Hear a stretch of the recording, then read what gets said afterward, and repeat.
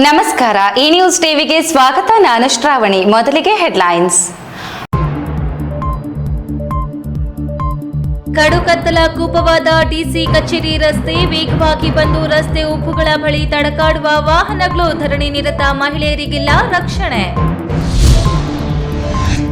ನಮ್ಮ ಭಾಗದಲ್ಲಿ ಕೈಗಾರಿಕೆಗಳು ಅಭಿವೃದ್ಧಿಯಾದಾಗ ಕೆಲಸ ಹುಡುಕಿಕೊಂಡು ಬೇರೆ ಊರುಗಳಿಗೆ ಜನ ವಲಸೆ ಹೋಗುವುದು ತಪ್ಪುತ್ತದೆ, ಸಚಿವ ಡಾಕ್ಟರ್ ಎಂಸಿ ಸುಧಾಕರ್. 50 ಮಿಲಿಯನ್ ಸಸಿ ನೆಡುವ ಯೋಜನೆಯ ಮೊದಲ ಪೈಲಟ್ ಜಿಲ್ಲೆಯಾಗಿ ಚಿಕ್ಕಬಳ್ಳಾಪುರ ಆಯ್ಕೆ, ಹೈಕೋರ್ಟ್ ನ್ಯಾಯಮೂರ್ತಿಗಳಿಂದ ಅಧಿಕೃತ ಚಾಲನೆ. ಸಾವಿರಾರು ಭಕ್ತರ ಸಮ್ಮುಖದಲ್ಲಿ ವಿಜೃಂಭಣೆಯಿಂದ ನಡೆದ ಹಿಂದೂ ಮುಸ್ಲಿಂ ಜನರ ಸಹಬಾಳ್ವೆಯ ಪಾತಕೂಟ, ಶ್ರೀ ಗಂಗಮ್ಮದೇವಿ ಹೂವಿನ ಕರಗ.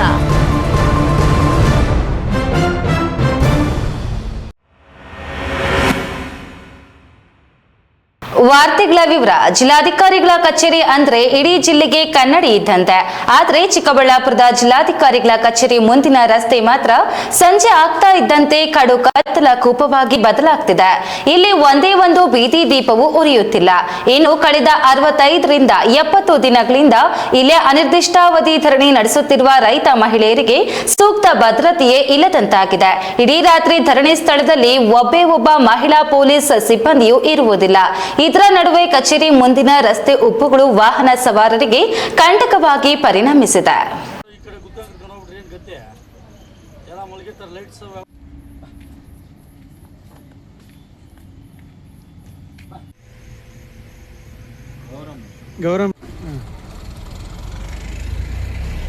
ಹೌದು, ಇದು ಚಿಕ್ಕಬಳ್ಳಾಪುರ ಜಿಲ್ಲಾಧಿಕಾರಿಗಳ ಕಚೇರಿಯ ದಾರುಣ ಸ್ಥಿತಿ.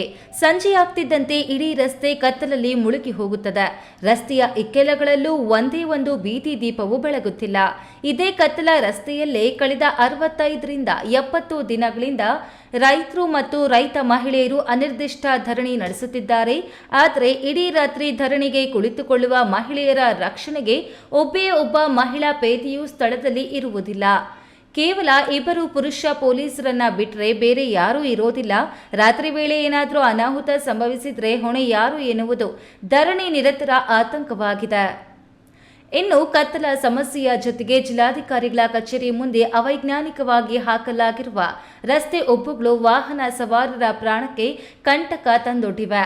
ಕತ್ತಲಲ್ಲಿ ವೇಗವಾಗಿ ಬರುವ ವಾಹನಗಳಿಗೆ ಈ ರಸ್ತೆ ಉಬ್ಬುಗಳು ಕಾಣಿಸುವುದೇ ಇಲ್ಲ.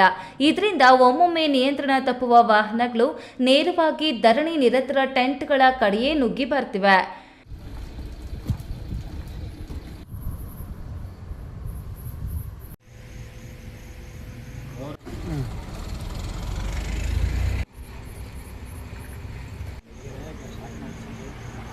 ದಿನನಿತ್ಯ ಇದೇ ರಸ್ತೆಯಲ್ಲಿ ಓಡಾಡುವ ಡಿಸಿ, ಸಿಇಒ, ಶಾಸಕರು ಮತ್ತು ಮಂತ್ರಿಗಳು ಸಂಜೆ ಸಭೆ ಮುಗಿಸಿ ಹೋಗುವಾಗ ಕಣ್ಣು ಮುಚ್ಚಿಕೊಂಡು ಸಾಗುತ್ತಿದ್ದಾರೆ. ಜಿಲ್ಲಾ ಕೇಂದ್ರದ ಮುಖ್ಯ ಕಚೇರಿ ಮುಂದೆಯೇ ಈ ಗತಿ ಆದರೆ ಇನ್ನು ಹಳ್ಳಿಗಾಡುಗಳ ಪಾಡೇನು ಅಂತ ಜನ ಆಕ್ರೋಶ ಹೊರಹಾಕ್ತಿದ್ದಾರೆ. ಈಗಲಾದರೂ ಸಂಬಂಧಪಟ್ಟ ಅಧಿಕಾರಿಗಳು ಎಚ್ಚೆತ್ತುಕೊಂಡು ಬೀದಿ ದೀಪ ಅಳವಡಿಸಿ ಸೂಕ್ತ ರಕ್ಷಣೆ ನೀಡುತ್ತಾರಾ ಅಂತ ಕಾದು ನೋಡಬೇಕಿದೆ. ಕೆಎಸ್ ನಾರಾಯಣಸ್ವಾಮಿ, ಈ ನ್ಯೂಸ್ ಟಿವಿ, ಚಿಕ್ಕಬಳ್ಳಾಪುರ.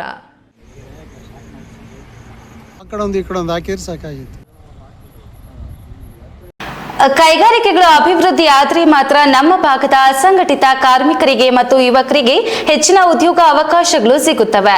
ನಮ್ಮ ಜನ ಕೆಲಸ ಹುಡುಕಿಕೊಂಡು ಬೇರೆ ಊರುಗಳಿಗೆ ವಲಸೆ ಹೋಗುವುದನ್ನು ತಪ್ಪಿಸಿ ಸ್ವಂತ ಊರಿನಲ್ಲೇ ಉದ್ಯೋಗ ಸಿಗುವಂತೆ ಮಾಡುವುದು ನಮ್ಮ ಗುರಿ ಎಂದು ಸಚಿವ ಡಾಕ್ಟರ್ ಎಂಸಿ ಸುಧಾಕರ್ ಹೇಳಿದರು.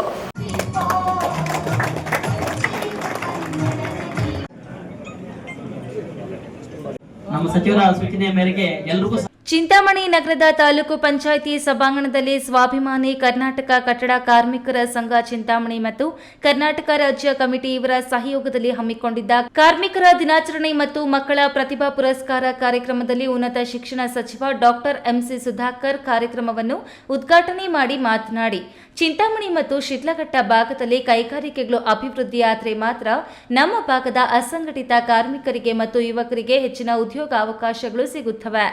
ನಮ್ಮ ಜನ ಕೆಲಸ ಹುಡುಕಿಕೊಂಡು ಬೇರೆ ಊರುಗಳಿಗೆ ವಲಸೆ ಹೋಗುವುದನ್ನು ತಪ್ಪಿಸಿ ಸ್ವಂತ ಊರಿನಲ್ಲಿ ಉದ್ಯೋಗ ಸಿಗುವಂತೆ ಮಾಡುವುದು ನಮ್ಮ ಗುರಿ.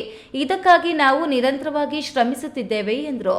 ಕಾರ್ಮಿಕರ ಮಕ್ಕಳ ಶಿಕ್ಷಣಕ್ಕಾಗಿ ವಸತಿ ಶಾಲೆ ಮಂಜೂರು ಮಾಡುವಲ್ಲಿ ಉಂಟಾಗಿದ್ದ ರಾಜಕೀಯ ಎಳೆದಾಟದ ಬಗ್ಗೆ ಮಾತನಾಡಿದ ಅವರು, ಮೊದಲು ಈ ವಸತಿ ಶಾಲೆಯನ್ನ ಬಾಗೇಪಲ್ಲಿಗೆ ನೀಡಲಾಗಿತ್ತು.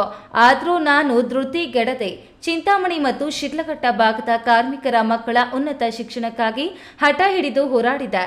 ಕಾರ್ಮಿಕ ಸಚಿವ ಸಂತೋಷ್ ಲಾಡ್ ಅವರೊಂದಿಗೆ ಚರ್ಚಿಸಿ ಈ ಬಾರಿಯ ಬಜೆಟ್ನಲ್ಲಿ ಚಿಂತಾಮಣಿಗೆ ಕಾರ್ಮಿಕರ ವಸತಿ ಶಾಲೆಯನ್ನ ಮಂಜೂರು ಮಾಡಿಸಿದ್ದೇನೆ ಎಂದರು. ಇನ್ನು ನಾವು ಮಾಡುತ್ತಿರುವ ಜನಪರ ಕೆಲಸಗಳನ್ನು ಸಹಿಸದೆ ಕೆಲವರು ಅಪಪ್ರಚಾರ ಮಾಡುತ್ತಿದ್ದಾರೆ. ಬಡವರ ಮಕ್ಕಳ ಶಿಕ್ಷಣಕ್ಕೆ ಜಾಗ ನೀಡಲು ನಮಗೆ ಯಾವುದೇ ಹಿಂಜರಿಕೆ ಇಲ್ಲ.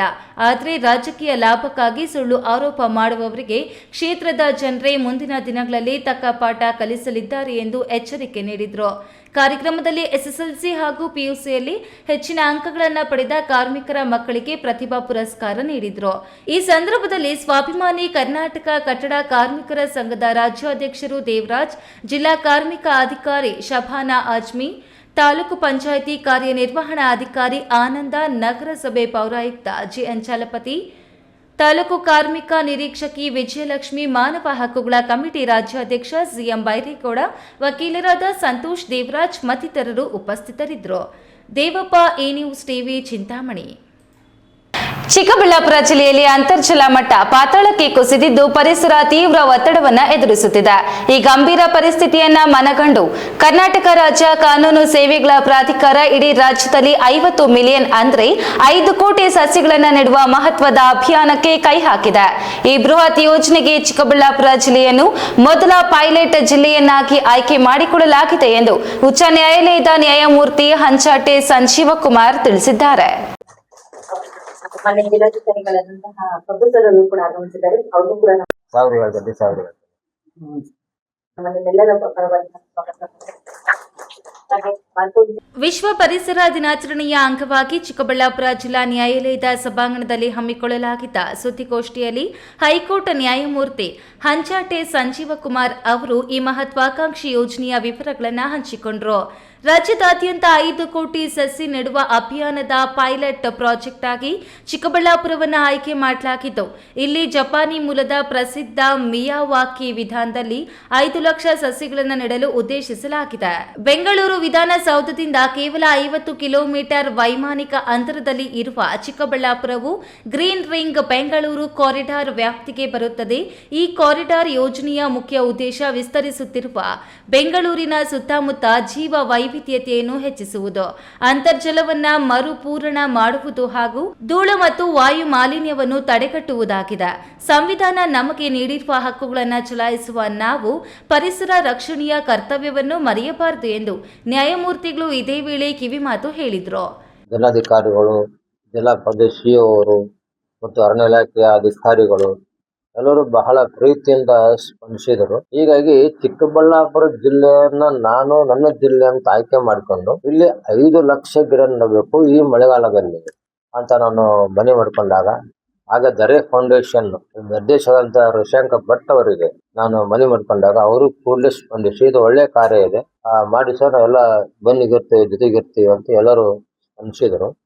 ಪ್ರಧಾನ ಜಿಲ್ಲಾ ಮತ್ತು ಸತ್ರ ನ್ಯಾಯಾಧೀಶರಾದ ಟಿಪಿ ರಾಮಲಿಂಗೇಗೌಡ ಮಾತನಾಡಿ, ಈ ಬೃಹತ್ ಸಾಮಾಜಿಕ ಜವಾಬ್ದಾರಿಯ ಕಾರ್ಯಕ್ಕಾಗಿ ರಾಜ್ಯ ಕಾನೂನು ಸೇವೆಗಳ ಪ್ರಾಧಿಕಾರವು ದರೆ ಫೌಂಡೇಶನ್ ಜೊತೆಗೆ ಒಪ್ಪಂದ ಮಾಡಿಕೊಂಡಿದೆ. ಈ ಕಾರ್ಯ ಯಶಸ್ವಿಯಾಗಲು ಕೇವಲ ಸರ್ಕಾರಿ ಇಲಾಖೆಗಳಷ್ಟೇ ಅಲ್ಲದೆ ಜಿಲ್ಲೆಯ ಸರ್ಕಾರೇತರ ಸಂಸ್ಥೆಗಳು ಮತ್ತು ಸಮಸ್ತ ಸಾರ್ವಜನಿಕರು ಕೈಜೋಡಿಸಬೇಕು ಎಂದರು.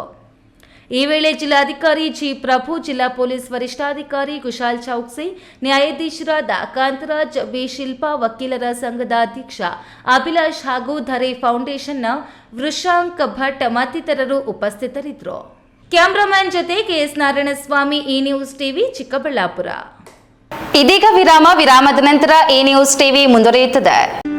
ಖ್ಯಾತ ಶಸ್ತ್ರಚಿಕಿತ್ಸಾ ತಜ್ಞ ಡಾಕ್ಟರ್ ಪ್ರಶಾಂತ್ ಮೂರ್ತಿ ಸಾರಥ್ಯದಲ್ಲಿ ಆರಂಭಗೊಂಡಿದೆ ಅತ್ಯಾಧುನಿಕ ಸೌಲಭ್ಯಗಳನ್ನು ಒಳಗೊಂಡ ದಿನದ 24 ಗಂಟೆಗಳ ಕಾಲ ಕಾರ್ಯನಿರ್ವಹಿಸುತ್ತಿರುವ ಅಭಯ ಆಸ್ಪತ್ರೆಯಲ್ಲಿ ಎಲ್ಲಾ ರೀತಿಯ ಚಿಕಿತ್ಸೆಗಳು ಲಭ್ಯ. ಗುಣಮಟ್ಟದ ಆರೋಗ್ಯ ಸೇವೆಯನ್ನು ಕೈಗೆಟುಕುವ ದರದಲ್ಲಿ ಒದಗಿಸುವುದು ನಮ್ಮ ಧ್ಯೇಯ. ಚಿಕ್ಕಬಳ್ಳಾಪುರ ಜಿಲ್ಲೆಯಲ್ಲಿ ಆರಂಭಗೊಂಡಿರುವ ಈ ಆಸ್ಪತ್ರೆಯಲ್ಲಿ ಈ ಕೆಳಕಂಡ ಚಿಕಿತ್ಸೆಗಳು ಲಭ್ಯ: ತುರ್ತು ಸೇವೆ, ಜನರಲ್ ಮೆಡಿಸಿನ್, ಜನರಲ್ ಸರ್ಜರಿ, ಮಕ್ಕಳ ತಜ್ಞ ವೈದ್ಯರ ಸೇವೆ, ಎಂಡೋಸ್ಕೋಪಿ, ಮೂಳೆ ರೋಗ ತಜ್ಞರ ಸೇವೆ, ಸ್ತ್ರೀರೋಗ ತಜ್ಞರ ಸೇವೆ, gastro enterology, CT scanning, ultrasound ಹಾಗೂ ಪ್ರಯೋಗಾಲಯ ಸೇವೆಗಳು ಲಭ್ಯವಿದೆ. Looking for the perfect place for your child's bright future?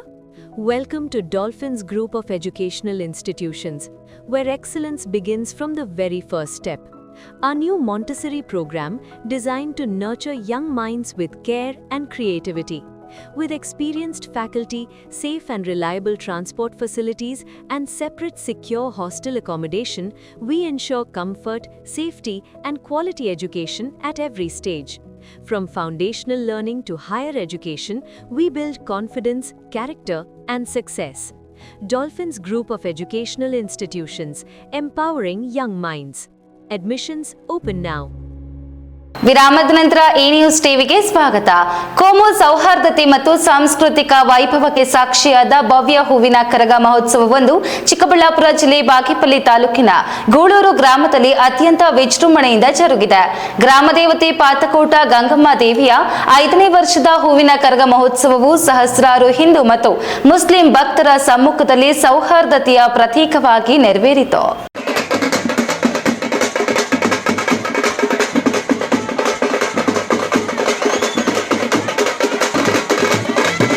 Bagepalli ತಾಲೂಕಿನ ಗೂಳೂರು ಗ್ರಾಮದಲ್ಲಿ ಹಬ್ಬದ ವಾತಾವರಣ ಮನೆ ಮಾಡಿತ್ತು. ಪಾತಕೋಟ ಗಂಗಮ್ಮ ದೇವಿಯ ಹೂವಿನ ಕರಗ ಮಹೋತ್ಸವದ ಪ್ರಯುಕ್ತ ಇಡೀ ಗ್ರಾಮದ ರಾಜಬೀದಿಗಳನ್ನು ಬಣ್ಣ ಬಣ್ಣದ ವಿದ್ಯುತ್ ದೀಪಗಳಿಂದ ಶೃಂಗರಿಸಲಾಗಿತ್ತು. ತಮಟೆಗಳ ಗರ್ಜನೆಯೊಂದಿಗೆ ದೇವಾಲಯಕ್ಕೆ ಆಗಮಿಸಿದ ಪಿ ಶಿವರಾಜ್ ಅವರು ಹೂವಿನ ಕರಗವನ್ನು ತಲೆಯ ಮೇಲೆ ಹೊರುತ್ತಿದ್ದಂತೆ ಭಕ್ತರ ಉದ್ಘೋಷ ಮುಗಿಲು ಮುಟ್ಟಿತ್ತು. ಈ ವೇಳೆ ವೀರಕುಮಾರರು ತಮ್ಮ ಕೈಯಲ್ಲಿದ್ದ ಕತ್ತಿಗಳನ್ನು ಎದೆಗೆ ಹೊಡೆದುಕೊಳ್ಳುತ್ತಾ ಗೋವಿಂದ ಗೋವಿಂದ ನಾಮ ಸ್ಮರಣೆಯೊಂದಿಗೆ ಭಕ್ತಿಯನ್ನ ಸಮರ್ಪಿಸಿದ್ರು. ಇತ್ತ ಮಹಿಳೆಯರು ಕರ್ಪೂರದ ದೀಪಗಳನ್ನು ಬೆಳಗಿಸಿ ದೇವಿಗೆ ಆರತಿ ಎತ್ತಿದ್ರು. ಇನ್ನು ದೇವಾಲಯದ ಮುಂದೆ ಕೆಲ ಕಾಲ ತಮಟೆ ಶಬ್ದಕ್ಕೆ ಹೆಜ್ಜೆ ಹಾಕಿದ ಕರಕದಾರಿ ಶಿವರಾಜ್ ನೆರೆದಿದ್ದ ಜನರನ್ನ ಮಂತ್ರ ಮುಗ್ಧರನ್ನಾಗಿಸಿದ್ರು. ಇದೇ ವೇಳೆ ಗ್ರಾಮದ ಬಸ್ ನಿಲ್ದಾಣದಲ್ಲಿ ರಂಗು ರಂಗಿನ ರಸಮಂಜರಿ ಕಾರ್ಯಕ್ರಮವನ್ನು ಆಯೋಜಿಸಲಾಗಿತ್ತು. ಕನ್ನಡ ಮತ್ತು ತೆಲುಗು ಚಲನಚಿತ್ರಗಳ ಸೂಪರ್ ಹಿಟ್ ಹಾಡುಗಳಿಗೆ ಕಲಾವಿದರು ಸಖತ್ತಾಗಿ ನೃತ್ಯ ಮಾಡಿದ್ರು. ಇದೇ ವೇದಿಕೆಯಲ್ಲಿ ಕರಕದಾರಿ ಶಿವರಾಜ್ ಅವರು ಹುಟ್ಟಿದರೆ ಕನ್ನಡ ನಾಡಲ್ಲಿ ಹುಟ್ಟಬೇಕು ಮತ್ತು ಗೊಂಬೆ ಹೇಳುತ್ತೈತಿ ಹಾಡುಗಳಿಗೆ ಕರಕವನ್ನ ಹೊತ್ತೆ ಭರ್ಜರಿ ನೃತ್ಯ ಮಾಡಿದ್ರು. ಈ ಅಪರೂಪದ ದೃಶ್ಯಗಳು ನೆರೆದಿದ್ದ ಸಾವಿರಾರು ಸಾರ್ವಜನಿಕರು ತಮ್ಮ ಮೊಬೈಲ್ ಫೋನ್ಗಳಲ್ಲಿ ಕ್ಲಿಕ್ಕಿಸಿಕೊಂಡು ಚಪ್ಪಾಳೆ ತಟ್ಟಿ ಸಂಭ್ರಮಿಸಿದ್ರು. ಕಾರ್ಯಕ್ರಮಕ್ಕೆ ಶಾಸಕ ಎಸ್ಎನ್ ಸುಬ್ಬಾರೆಡ್ಡಿ ಹಾಗೂ ಗ್ರಾಮದ ಹಿರಿಯರಾದ ಎಸ್ಎಸ್ ರಮೇಶ್ ಬಾಬು ಮತ್ತು ಗೂಳೂರು ಬಾಬು ಚಾಲನೆ ನೀಡಿದ್ರು. ಬಳಿಕ ಮಾತನಾಡಿದ ಶಾಸಕ ಸುಬ್ಬಾರೆಡ್ಡಿ, ಈ ಪುರಾತನ ಕರಗ ಮಹೋತ್ಸವವು ಹಿಂದೂ ಮತ್ತು ಮುಸ್ಲಿಂ ಬಾಂಧವರ ಸಹಬಾಳ್ವಿಕೆ ಹಿಡಿದ ಕೈಗನ್ನಡಿಯಾಗಿದೆ ಎಂದರು. ಅಲ್ಲದೆ ರಾಜ್ಯದಲ್ಲಿ ಉತ್ತಮ ಮಳೆಯಾಗಿ ರೈತರು ಸಮೃದ್ಧ ಬೆಳೆ ಬೆಳೆಯುವಂತಾಗಲಿ ಎಂದು ದೇವರಲ್ಲಿ ప్రార్థిಸಿದ್ರು. ఈ ఒక అమ్మనికి మనకి మంచి వాంగొచ్చి పంటలొచ్చే బాగా కాపాడాలి ఆ అమ్మని కోరుకుంటూ మీరింతంత పెద్దగా ఎత్తుగా వచ్చే పొద్దు ఈ కార్యక్రమం నిర్వహిస్తున్న మీకు మా గూడూరు ముఖండైన రమేష్ బాబు అన్న, మంజునాథ్ రెడ్డి, శంకర్ రెడ్డి అంతా ప్రముఖులు ఈ వేదిక పై నుండి ఈ ఒక వారం రోజులు ఈ కరగానికి ఈ ఊరి భక్తులంతా ಇನ್ನು ಕರಗ ಸಾಗುವ ರಾಜ ಬೀದಿಗಳ ಇಕ್ಕೆಲೆಗಳಲ್ಲಿ ಮಹಿಳೆಯರು ಮತ್ತು ಹೆಣ್ಣು ಮಕ್ಕಳು ಮನೆಗಳ ಮುಂದೆ ನೀರು ಹಾಕಿ ಬಣ್ಣ ಬಣ್ಣದ ರಂಗೋಲಿ ಬಿಡಿಸಿ ಕರಗವನ್ನ ಭಕ್ತಿಯಿಂದ ಸ್ವಾಗತಿಸಿದ್ರು. ಈ ಸಂದರ್ಭದಲ್ಲಿ ಗ್ರಾಮದ ಹಿರಿಯ ಮುಖಂಡರಾದ ಬಾಬುರೆಡ್ಡಿ, ಕೃಷ್ಣಪ್ಪ, ಸುಬ್ಬುರಾಮು, ಮುಸ್ಲಿಂ ಸಮುದಾಯದ ಮುಖಂಡರಾದ ನೂರಿ ಬಾಬಾ, ಮುನ್ನಾ ಖಾನ್, ಸುಭಾನ್ ಸಾಬ್ ಸೇರಿದಂತೆ ಸಾವಿರಾರು ಭಕ್ತಾದಿಗಳು ಉಪಸ್ಥಿತರಿದ್ದು ಹೂವಿನ ಕರಗದ ದರ್ಶನ ಪಡೆದರು. ಪಿಎಸ್ ರಾಜೇಶ್, ಈ ನ್ಯೂಸ್ ಟಿವಿ, ಬಾಗೇಪಲ್ಲಿ.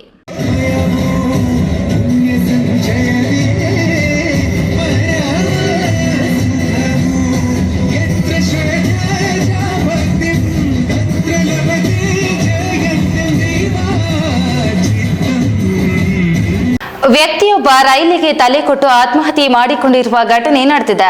ಮೃತಪಟ್ಟ ವ್ಯಕ್ತಿ ಅಪರಿಚಿತನಾಗಿದ್ದು ಸಾವಿಗೆ ಯತ್ನಿಸಿರಬಹುದೆಂದು ಶಂಕಿಸಲಾಗಿದ್ದು, ಈ ಘಟನೆ ಚಿಕ್ಕಬಳ್ಳಾಪುರ ತಾಲೂಕು ತಮ್ಮನಾಯಕನಹಳ್ಳಿ ಗೇಟ್ನಲ್ಲಿರುವ ಗಾರ್ಮೆಂಟ್ಸ್ ಹಿಂಭಾಗ ರೈಲ್ವೆ ಹಳಿ ಮೇಲೆ ನಡೆದಿದೆ.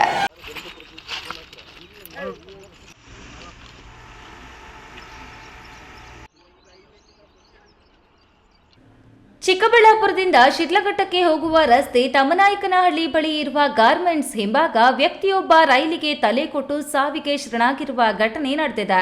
ಇಂದು ಬೆಳಗ್ಗೆ ಸುಮಾರು 11:30 ಸಮಯದಲ್ಲಿ ಘಟನೆ ನಡೆದಿರುವ ಬಗ್ಗೆ ಶಂಕಿಸಲಾಗಿದ್ದು, ಮಧ್ಯಾಹ್ನ ಆದರೂ ರೈಲ್ವೆ ಪೊಲೀಸರು ಸ್ಥಳಕ್ಕೆ ಬಂದಿಲ್ಲ. ಇನ್ನು ಮೃತ ವ್ಯಕ್ತಿಯ ಮುಖದ ಮೇಲೆ ರೈಲ್ವೆ ಚಕ್ರಗಳು ಹರಿದು ಮುಖವು ಗುರುತು ಸಿಗದ ಹಾಗೆ ಆಗಿದೆ. ಈ ವ್ಯಕ್ತಿ ಅಪರಿಚಿತನಾಗಿದ್ದು, ವಯಸ್ಸು ಸುಮಾರು 30ರಿಂದ 35 ವರ್ಷ ಆಗಿರಬಹುದು ಎಂದು ಅಂದಾಜಿಸಲಾಗಿದೆ.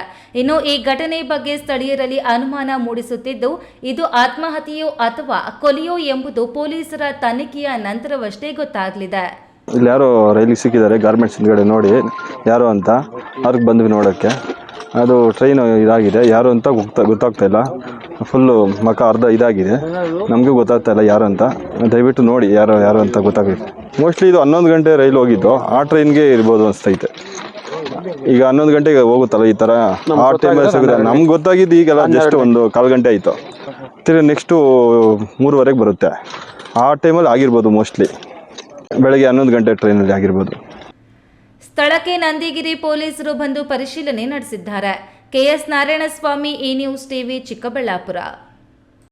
ಜನರ ಹುಚ್ಚಾಟಕ್ಕೆ ಒಂದೊಂದು ದಾರಿಯಲ್ಲ. ಕಷ್ಟಪಟ್ಟು ದುಡಿದ ದುಡ್ಡನ್ನ ನೇರವಾಗಿ ಮನೆಗೆ ತೆಗೆದುಕೊಂಡು ಹೋಗಿ ಹೆಂಡತಿ ಮಕ್ಕಳ ಜೊತೆ ಹಾಯಾಗಿ ಸಂಸಾರ ಮಾಡೋದು ಬಿಟ್ಟು ಸ್ನೇಹಿತರೊಟ್ಟಿಗೆ ಪಾರ್ಟಿ ಮಾಡಿ ಮೀನು ಹಿಡಿಯಲು ಕೆರೆಗೆ ಇಳಿದ ಗೆಳೆಯರ ಪೈಕಿ ಒಬ್ಬ ದಡಕ್ಕೆ ಸೇರಲು ಆಗದೆ ನೀರಿನಲ್ಲಿ ಮುಳುಗಿ ಜೀವ ಬಿಟ್ಟಿರುವ ಘಟನೆ ಚಿಕ್ಕಬಳ್ಳಾಪುರದಲ್ಲಿ ನಡೆದು ಹೋಗಿದೆ.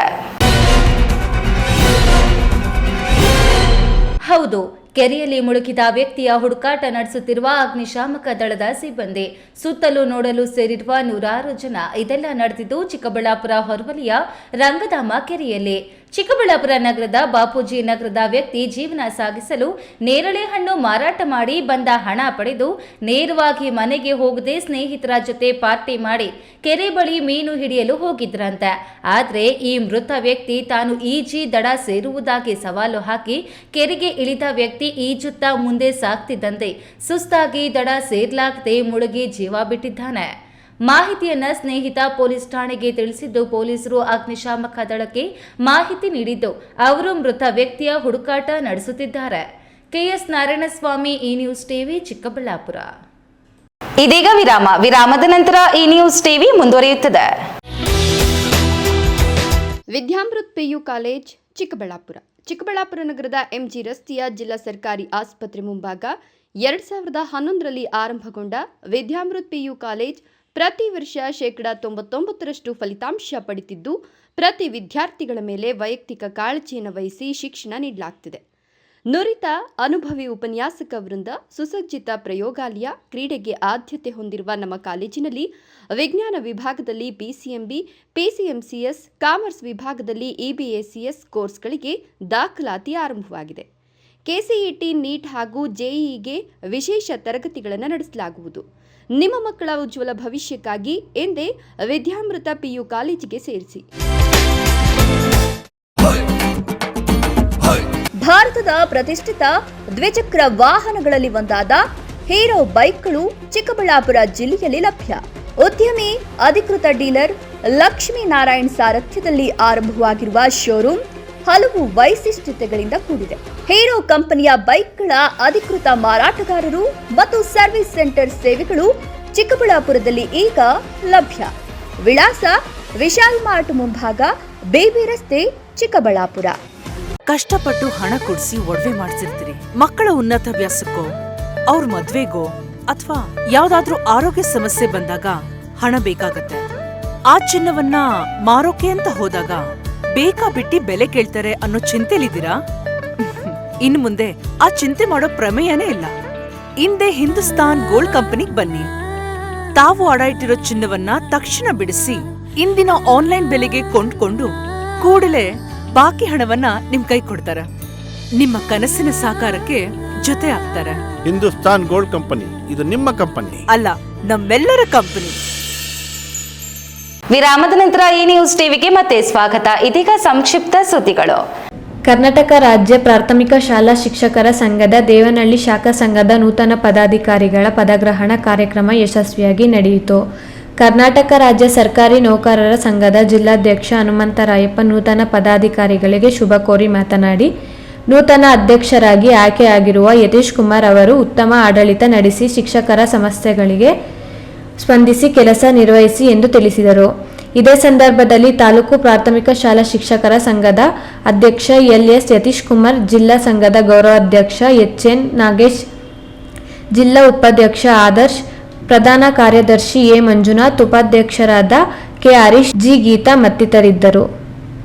ಕೊನೆಯದಾಗಿ ಮತ್ತೊಮ್ಮೆ ಹೆಡ್ಲೈನ್ಸ್. ಕಡುಕತ್ತಲ ಕೂಪವಾದ ಡಿಸಿ ಕಚೇರಿ ರಸ್ತೆ, ವೇಗವಾಗಿ ಬಂದು ರಸ್ತೆ ಉಬ್ಬುಗಳ ಬಳಿ ತಡಕಾಡುವ ವಾಹನಗಳು, ಧರಣಿ ನಿರತ ಮಹಿಳೆಯರಿಗಿಲ್ಲ ರಕ್ಷಣೆ. ನಮ್ಮ ಭಾಗದಲ್ಲಿ ಕೈಗಾರಿಕೆಗಳು ಅಭಿವೃದ್ಧಿಯಾದಾಗ ಕೆಲಸ ಹುಡುಕಿಕೊಂಡು ಬೇರೆ ಊರುಗಳಿಗೆ ಜನ ವಲಸೆ ಹೋಗುವುದು ತಪ್ಪುತ್ತದೆ, ಸಚಿವ ಡಾಕ್ಟರ್ ಎಂ.ಸಿ. ಸುಧಾಕರ್.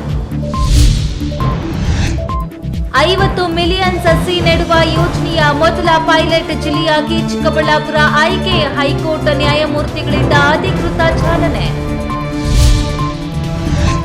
ಸಾವಿರಾರು ಭಕ್ತರ ಸಮ್ಮುಖದಲ್ಲಿ ವಿಜೃಂಭಣೆಯಿಂದ ನಡೆದ ಹಿಂದೂ ಮುಸ್ಲಿಂ ಜನರ ಸಹಬಾಳ್ವೆಯ ಪಾತಕೂಟ, ಶ್ರೀ ಗಂಗಮ್ಮ ದೇವಿ ಹೂವಿನ ಕರಗ.